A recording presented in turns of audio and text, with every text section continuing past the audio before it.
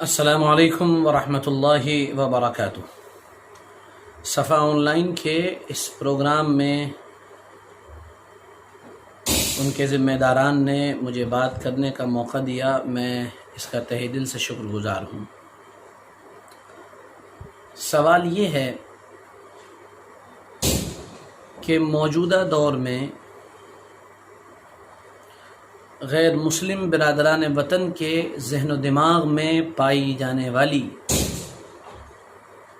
غلط فہمیوں کا ازالہ کیسے کیا جائے، اور اس سلسلے میں امت کے خواص کی ذمہ داری کیا ہے، یہ عنوان ہے۔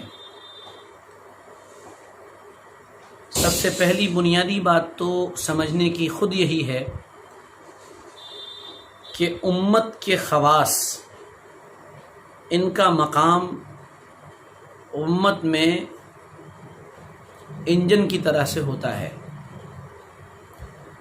اور عوام ان کے پیچھے چلنے والے ہوتے ہیں۔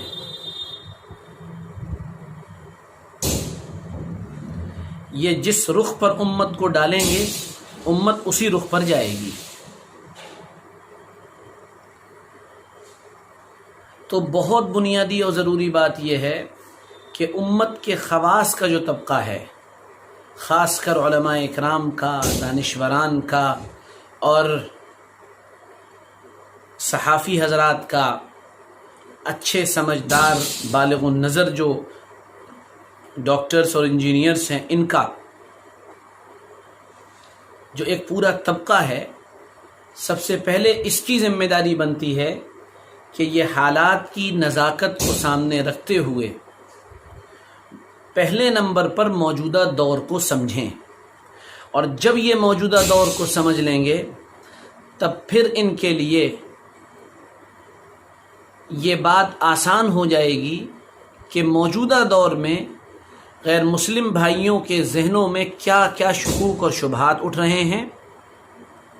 تو پھر ان کا جواب دینا آسان ہو جائے گا۔ میں بہت معذرت کے ساتھ یہ بات کہنا چاہتا ہوں، میں خود طالب علم ہوں، لیکن امت کے بڑے طبقے کا تو کہنا ہی کیا ہے، خواص کا حال یہ ہے کہ خواص بھی موجودہ دور کی نزاکتوں سے اور موجودہ دور میں جو حالات بلڈ اپ ہوئے ہیں اور تیار ہوئے ہیں، خواص بھی ان سے اچھی طرح واقف نہیں ہیں۔ یہاں پہلی بنیادی بات میں آپ سے عرض کروں گا اور خواص سے، کہ موجودہ دور دراصل اس کی سب سے بڑی گمراہی جو ہے، اس کی سب سے بڑی ضلالت جو ہے، وہ غیب کا انکار ہے۔ یہ کسی بھی اس چیز کو ماننے کے لیے کسی بھی حال میں تیار نہیں ہیں جو ان کو نظر نہ آتی ہو۔ یہ ہر محسوس چیز کو ماننے کے لیے تیار ہیں، ہر نظر آنے والی چیز کو ایکسیپٹ کرنے کے لیے تیار ہیں، ہر آنکھوں سے دکھ جانے والی چیز کا اقرار کرنے کے لیے تیار بلکہ تلے بیٹھے ہیں،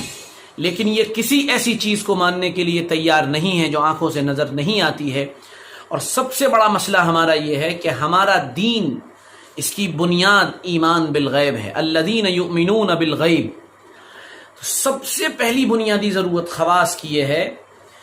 کہ وہ غیر مسلم بھائیوں کو غیب سمجھائیں کہ غیب کیا ہے، پہلے ممکنات کی حد تک لے جائیں کہ غیب کیا ممکن ہے، کوئی چیز غیب میں ہو، کیا یہ ممکن ہے، کیا یہ پاسبل ہے کہ اللہ تعالیٰ نے بہت سی چیزیں بڑی بڑی ایسی بنائی ہوں جو غیب میں ہوں۔ سب سے بنیادی ضرورت میرے جیسے طالب علم کے نزدیک یہ ہے کہ امت، خواص سے امت پہلے خود یہ سمجھے کہ ہم غیب کو دوسروں کے سامنے کیسے پیش کریں گے اور کیسے انہیں قائل بھی کریں گے اور مائل بھی کریں گے۔ یہ بنیادی ضرورت ہے اس دور کی۔ اگر آپ غیب پر اس کو لے آئے تو پھر باقی چیزوں کی دعوت دینا اور باقی غلط فہمیوں کو دور کرنا آسان ہوتا چلا جائے گا۔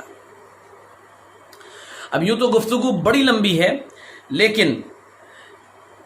اس ایک بات کے بعد میں 3 باتیں اور عرض کرنا چاہوں گا جو اس موضوع سے تعلق رکھتی ہیں۔ خواص امت کی ذمہ داری جہاں میں نے پہلے نمبر پر یہ بتائی کہ غیب کا ماننا اور غیب کو منوانا ضروری ہے، اسی طرح سے 3 باتیں بے انتہا ضروری ہیں۔ سب سے پہلی بنیادی بات کہ جس آدمی سے آپ بات کر رہے ہیں، مخاطب سے، اس کی ذہنی صلاحیت اور استعداد کا مکمل لحاظ رکھ کر اس سے بات کی جائے، یہ خواص کی ذمہ داری ہے، اور یہی بات وہ اپنی عوام کو سمجھائیں۔ یاد رکھیے، پڑھے لکھے لوگوں سے بات جب بھی کی جاتی ہے دلائل سے کی جاتی ہے، اور بے پڑھے لکھے لوگوں سے جب بات کی جاتی ہے تو مثالوں سے بات کی جاتی ہے۔ بے پڑھے لکھے لوگوں کے سامنے دلائل پیش کرنے میں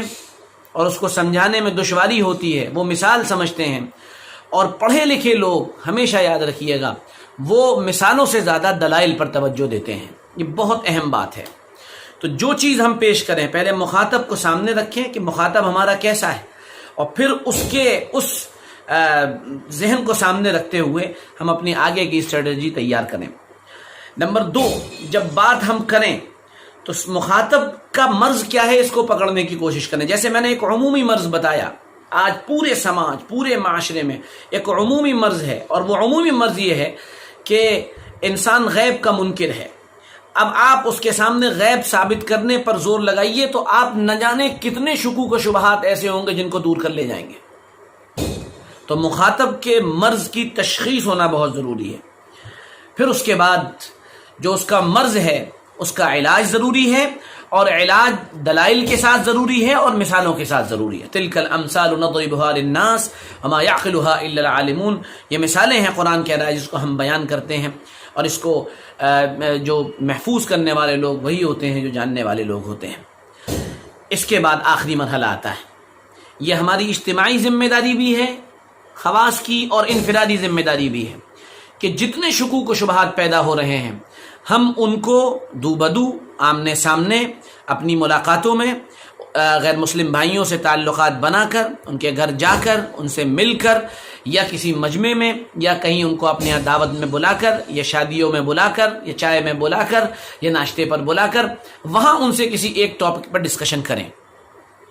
مجھے جب بھی موقع ملتا ہے، اللہ توفیق دیتا ہے، میں اس کی کوشش کرتا ہوں یہاں اپنے شہر فیروز آباد میں، اور اجتماعی طور پر اس بات کی ضرورت ہے، اور یہ انفرادی بھی ہے کہ سوشل میڈیا جو ہمارے پاس زبردست پلیٹ فارم کی شکل میں موجود ہے، اس پر ہم جتنے شکوک و شبہات ہو رہے ہیں اسلام کے تعلق سے، ہم اس تعلق سے اچھے اور زبردست اور اکیڈمک اور نالجبل اور بہت ہی آتھینٹک ویڈیوز بنائیں، آڈیوز بنائیں، اور ان کو سوشل میڈیا کے پلیٹ فارم سے غیر مسلم بھائیوں تک پہنچانے کی کوشش کریں۔ میں چونکہ اس میدان سے جڑا ہوا ہوں سوشل میڈیا کے، تو میرا تجربہ یہ ہے کہ آپ کا ویڈیو بہت لمبا نہیں ہونا چاہیے، وہ اباؤ ہو جاتا ہے، چھوٹے ویڈیو ہوں تاکہ وہ لوگوں تک صحیح اپروچ کر سکیں اور لوگ ان کو صحیح طریقے سے سن سکیں۔ یہ تھوڑا سا خلاصہ تھا جو میرے ذہن میں تھا کہ امت کے خواص کی ذمہ داری کیا ہے، غیر مسلم بھائیوں سے کے ذہنوں سے اس طرح کے شکوک و شبہات جو اسلام کے تعلق سے پیدا ہوتے ہیں ان کو دور کرنے کا۔ میں امید کرتا ہوں کہ میری یہ باتیں آپ کو سمجھ میں آئی ہوں گی۔ آپ سے درخواست ہے کہ آپ اس سلسلے میں اپنی اچھی رائے دیں، اچھی رائے پیش کریں۔ ہم پھر ملیں گے جلد ہی انشاءاللہ۔ اجازت دیں۔ السلام علیکم ورحمۃ اللہ وبرکاتہ۔